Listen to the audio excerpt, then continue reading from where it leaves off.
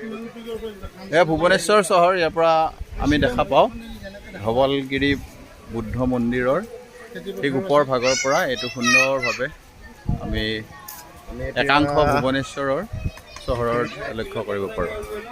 আৰু এই আমি আহি আছোঁ একেবাৰে মুখ্য যিটো মন্দিৰ বুদ্ধ মন্দিৰ সেইটোলৈকে।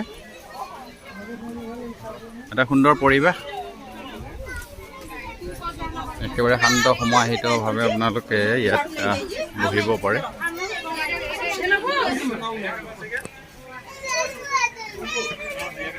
এইটো